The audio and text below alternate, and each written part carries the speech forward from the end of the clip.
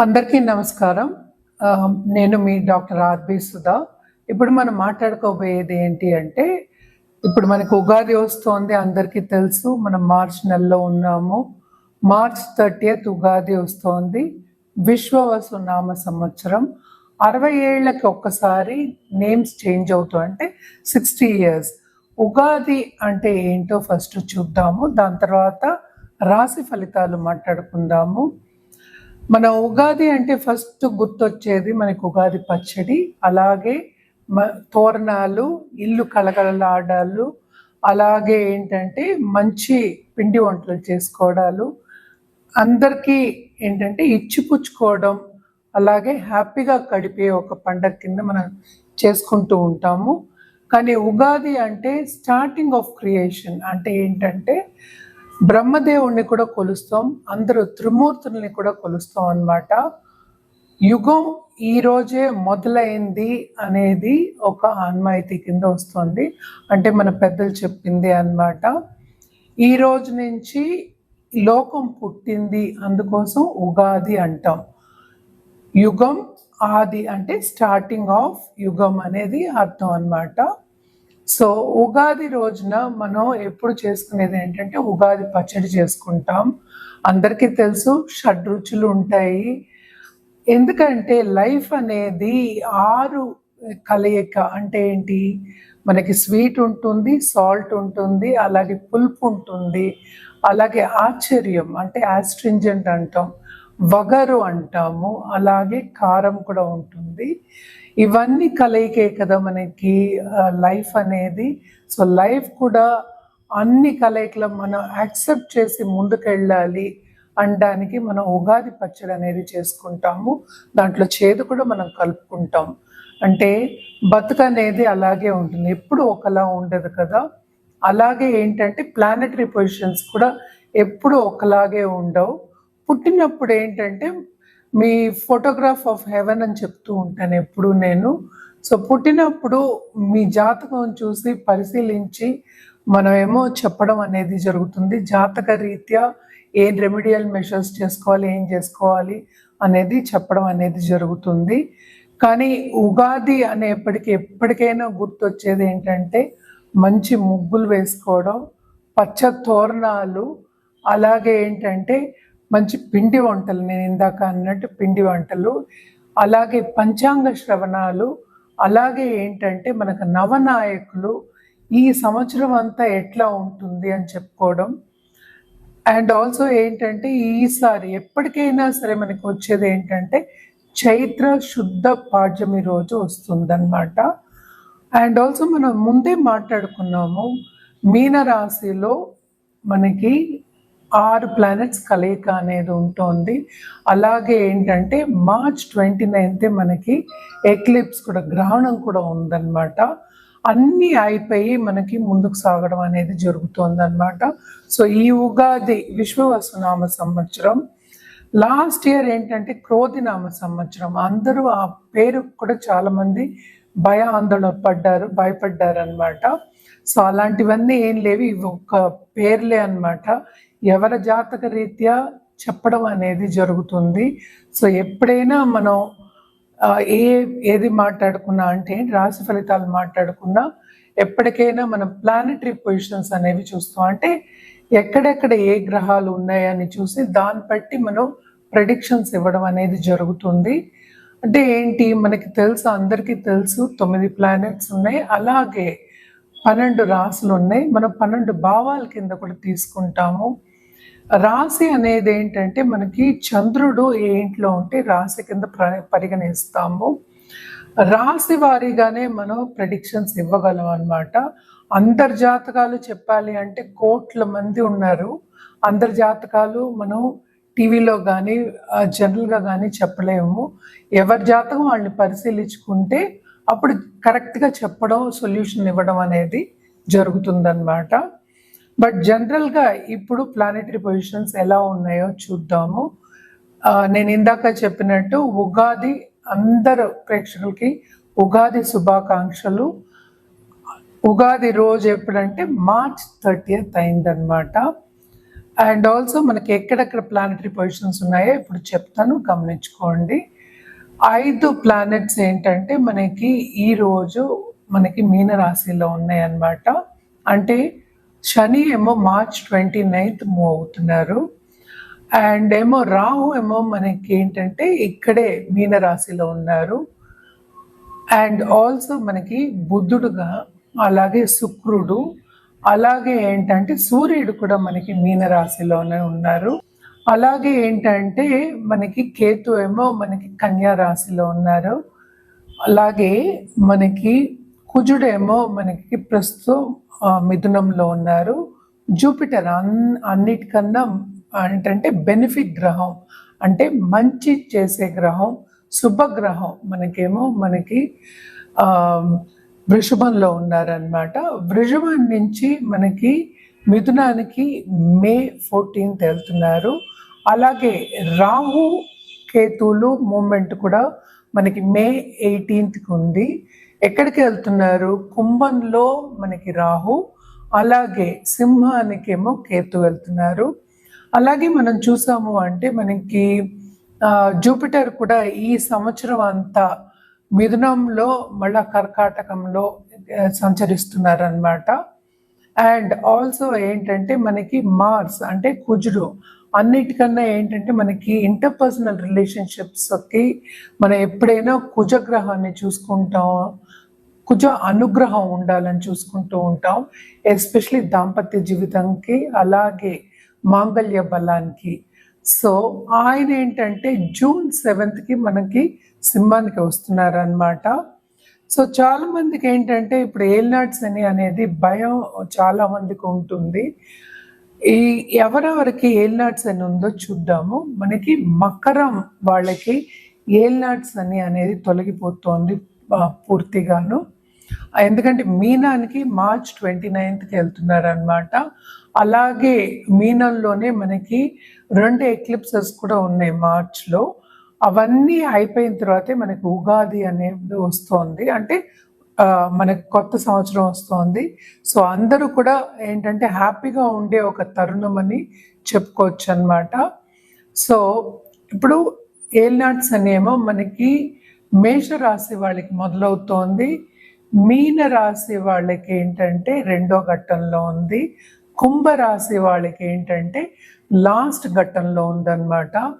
ఎప్పటికైనా సరే ఏల్నాడ్స్ అని ఎందుకు భయపడుతున్నారు అంటే 2వ హౌస్ అంటే రెండో భావం, అలాగే 12వ భావాన్ని ఎఫెక్ట్ చేస్తుంది, అలాగే తను భావాన్ని కూడా ఎఫెక్ట్ ఇస్తుంది అనమాట. సో ఏం చేస్తుంది ఏల్నాడ్స్ అనేది ఏంటంటే వెళ్ళేటప్పుడు ఎప్పటికైనా మంచి చేస్తుంది. శని ఎప్పటికైనా ఏంటంటే లేట్గా ఇస్తాడు, కానీ ఇవ్వడం అనేది తప్పక ఉంటుంది. రిజల్ట్ కూడా చాలా మంచి రిజల్ట్స్ ఉంటాయి అన్నమాట. ఏల్నాడ్స్ అనిలో పైకి వచ్చిన వాళ్ళు బోల్డంతమంది ఉన్నారు. ఏదైనా సరే వ్యక్తిగత జాతకం మీదే ఆధారపడి ఉంటుందన్నమాట. మనం మాట్లాడుకునేది ఏంటి, మనకి ఇప్పుడు శుక్రుడు కానీ బుధుడు కానీ ఏంటంటే రిట్రోగ్రేషన్లో ఉన్నారు, అలాగే కొంత కంబషన్లో ఉన్నారు స్టార్టింగ్ ఆఫ్ దిస్ ఇయర్. అలాగే ఏంటంటే శుక్రుడు ఉచ్చ స్థితిలో ఉన్నారు, మనకి బుధుడేమో నీచిపడి ఉన్నారు అన్నమాట. సో ఇది ప్రస్తుత ప్లానెటరీ పొజిషన్స్ ఈ సంవత్సరం మొదట్లో స్టార్టింగ్ ఆఫ్ దిస్ ఉగాది అన్నమాట. ఈ సంవత్సరం నేను చెప్పినట్టు విశ్వవసునామ సంవత్సరం, తప్పక అందరికీ బాగుండాలని కోరుకుందాము. రెమెడియల్ మెషర్స్ కింద అంటే పరిహారాల విషయానికి వస్తే కనుక జనరల్ పరిహారాలు ఎప్పుడు మనం చెప్తూ ఉంటాము. జనరల్ పరిహారాలు ఏంటంటే అందరూ నవగ్రహ స్తోత్రాలు, అలాగే నవగ్రహ హోమాలు, కొంతమందికి ఏంటంటే లక్ష్మీ గణపతి హోమాలు కూడా మనం చెప్తూ ఉంటాము. మోస్ట్ ఇంపార్టెంట్ ఏంటంటే రాహు కేతు కూడా మూవ్ అవుతున్నారు, మేలో మూవ్ అవుతున్నారు, నేను ఆల్రెడీ చెప్పున్నాను. ఈ మూమెంట్ కూడా కొంచెం డిఫికల్ట్ మూమెంట్ కనుక తప్పక రాహు కేతు పూజలు చేయడం చాలా మంచిది. అంటే శాంతి పూజలు నేను చెప్పేది. తప్పక ఇవన్నీ చేసుకుంటే మీకు ఇంకా బాగుంటుంది. ఎవరైనా నిత్యం పూజ చేస్తున్నారు అంటే ప్లీజ్ కంటిన్యూ, అంటే అదే చేస్తూ ఉండండి. దానికి అడిషన్గా ఇవన్నీ చేసుకోవచ్చు. మనం ఎప్పుడు మాట్లాడుకున్నట్టు మనకి తెలుసు 12 రాసులు ఉన్నాయి. సో రాశి ఫలితాలు ఈ ఉగాది నుంచి నెక్స్ట్ ఉగాది కూడా మనకి మార్చ్ 2026లోనే వస్తోందన్నమాట. సో ఈ సంవత్సరం అందరికీ ఎలా ఉండబోతోంది, ఏ రాశి వారికి ఎలా ఉండబోతోంది, ఏ పరిహారాలు చేయాలి, ఎప్పుడు చేయాలి అనేది చూద్దాము. ఎందుకంటే జూపిటర్ మూమెంట్ ఉంది, శని మూమెంట్ ఉంది, అలాగే రాహుకేతులు అంటే మేజర్ ప్లానెట్స్ ఇవన్నీ. మిగతావన్నీ ఏంటంటే 40 రోజులకి 30 రోజులకి మారుతూ ఉంటాయి. సన్ మనకి తెలుసు 30 రోజులకు ఒకసారి మారుతూ ఉంటారు. అండ్ ఆల్సో మనకి మూన్ అంటే చంద్రుడేమో 2 రోజులకు ఒకసారి మారుతూ ఉంటారు. అలాగే ఏంటంటే మనకి కుజుడు కానీ లేకపోతే బుధుడు కానీ లేకపోతే శుక్రుడు కానీ 30 రోజుల నుంచి 45 రోజులు. కొన్నిసార్లు ఏంటంటే రిట్రోగ్రేషన్ అంటే నీచిపడడం, అలాగే రిట్రోగ్రేషన్ అవ్వడం, మళ్ళీ డైరెక్ట్ అవ్వడం, ఇవన్నీ ఉంటూ ఉంటాయి అన్నమాట. సో జనరల్గా ప్రెడిక్షన్స్ అనేవి మనం చెప్తున్నాము. ఎవరికైనా వ్యక్తిగత జాతకం చూపించుకోవాలి అంటే తప్పక కింద స్క్రోల్ అయ్యే నంబర్కి సంప్రదిస్తే కనుక అన్ని వివరాలు చెప్పడం అనేది జరుగుతుంది. ఎందుకని ఇది చెప్తున్నాము అంటే వ్యక్తిగత జాతకం మీదే రెమెడియల్ మెషర్స్ అనేవి ఆధారపడి ఉంటాయి. ఎందుకంటే మీ జాతక రీత్యా ఇవ్వడం అనేది ఏంటంటే కరెక్ట్గా మీకు పైకొచ్చే ఛాన్సెస్ ఎప్పుడు ఏమవుతుంది, ఏ టైంలో ఎలా ఉంటుందో చెప్పడం అనేది జరుగుతుంది. ఇవన్నీ జనరల్ ప్రెడిక్షన్స్ అండ్ ఆల్సో మనం రాశి వారిగానే చెప్తున్నాం అన్నమాట. సో రాశి వారిగా చెప్పినప్పుడు ఈ రాశిలోనే బోల్డంత మంది అంటే కోట్ల మంది ఉంటూ ఉంటారు. అందరికీ ఒకలాగా అవ్వదు కదా.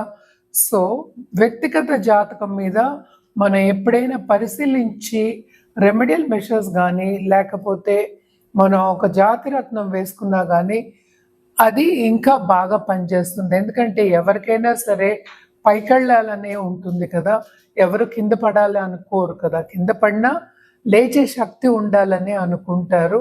తప్పక ఈ ప్లానెటరీ పొజిషన్స్ అన్నీ మనం చూసుకున్నాము అంటే ఎందుకు ఇవన్నీ చూసుకుంటున్నాము, ఎందుకంటే ప్లానెటరీ ఎనర్జీస్ అనేది మనని ఇన్ఫ్లుయెన్స్ చేస్తాయి అన్నమాట.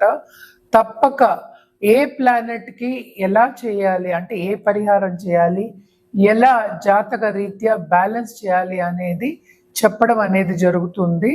సో తప్పక కింద స్క్రోల్ అయ్యే నంబర్కి కానీ ఈమెయిల్ ఐడి కానీ సంప్రదిస్తే అన్ని వివరాలు చెప్పడం అనేది జరుగుతుంది. మళ్ళీ చెప్పడం ఏంటంటే ఉగాది శుభాకాంక్షలు అందరు ప్రేక్షకులకి. ఈ ఉగాది చాలా బాగుంటుంది, అందరికి హ్యాపీగా ఉంటారని అనుకుంటూ సెలవు. మనం ఇప్పుడు మాట్లాడుకోబోయేది తులారాశి వాళ్ళ గురించి. తులారాశి వాళ్ళకు కూడా ఈ ఉగాది నుంచి నెక్స్ట్ ఉగాది వరకు వీళ్ళకి కూడా చాలా బాగుంటుందని చెప్పాలి. ఎందుకంటే వీళ్ళకి జూపిటర్ ఇప్పుడు మనకి మూమెంట్ ఉంది, మే తర్వాత వీళ్ళకి చాలా బాగుంటుంది. అండ్ ఆల్సో ఏంటంటే భాగ్యం అనేది డెవలప్ అవుతుంది.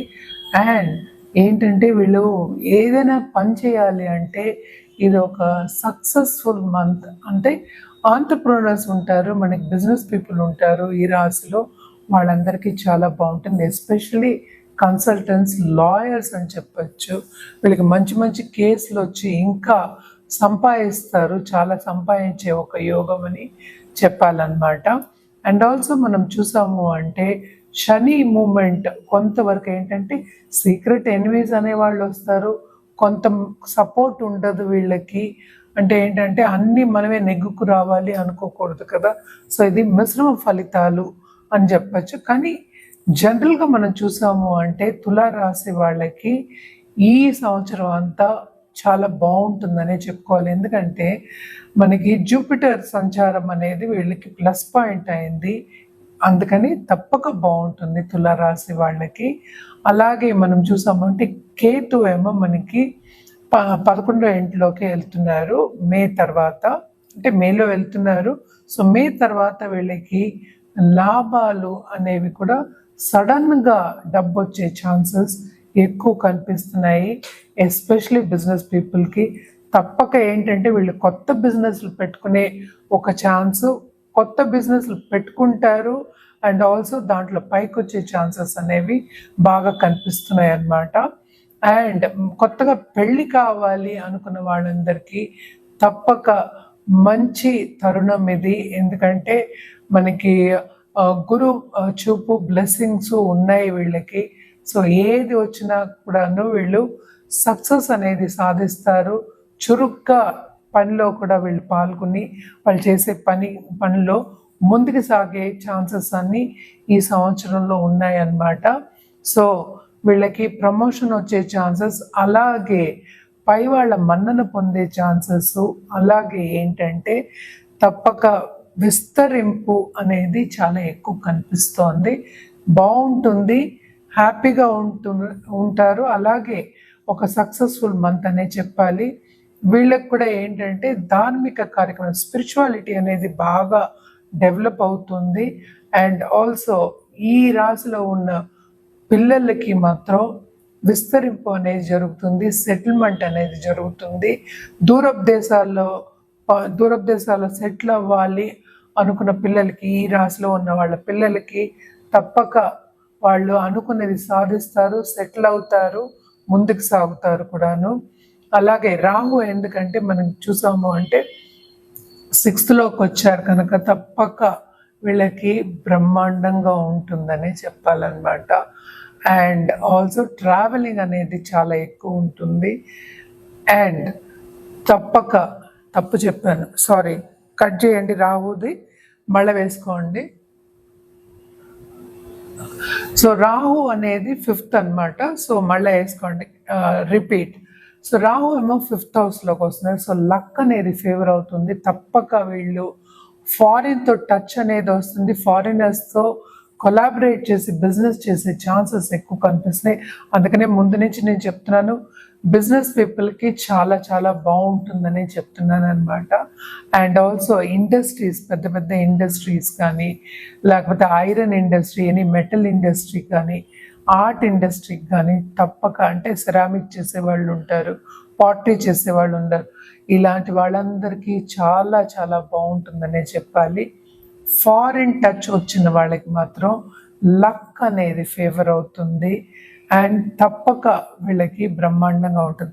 స్టూడెంట్స్కి కూడా ఏంటంటే వాళ్ళు అనుకున్నది సాధిస్తారు, తప్పక ముందుకెళ్ళే ఒక తరుణం కింద మనం చెప్పచ్చు. హెల్త్ అనేది కొంతవరకు కాపాడుకుంటూ రావాలి. కొంచెం సెన్సిటివ్ అయ్యే ఛాన్సెస్ ఉన్నాయి, especially first half of this year. So కొన్ని రెమిడియల్ మెషర్స్ చేయడం అనేది చాలా మంచిదన్నమాట. ఏం చేయాలి అంటే వీళ్ళు తప్పక లక్ష్మీ గణపతి పూజ చేయడం కానీ, హోమాలు చేయడం కానీ, లేకపోతే ఎవ్రీడే నిత్యం కొలవడం కానీ చాలా చాలా మంచిది.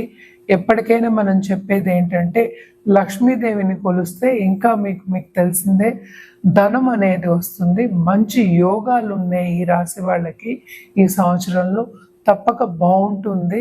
ఎందుకంటే గురు బ్లెస్సింగ్స్ ఉన్నాయి కనుక ఇంకా ముందుకెళ్ళే ఒక ఛాన్స్ కింద, లేకపోతే సక్సెస్ఫుల్ ఇయర్ కింద తులా రాసే వాళ్ళకి అనుకోవచ్చు అన్నమాట. దాంపత్య జీవితంలో కూడా కొంతవరకు అనుకూల పరిస్థితి నెలకొంటుంది. ఇంటర్పర్సనల్ రిలేషన్షిప్ అంటే దూర బంధువులు కానీ, బంధుమిత్రుల కలయిక కానీ, మంచి శుభకార్యాల్లో పాల్గొనడం కానీ తప్పక జరుగుతుంది. అలాగే ఖరీదైన వస్తువులు ఇచ్చిపుచ్చుకోవడం కూడా జరుగుతుంది అన్నమాట. తప్పక రెమిడియల్ మెషర్స్ మీరు చేసుకుంటే ఇంకా బాగుంటుంది.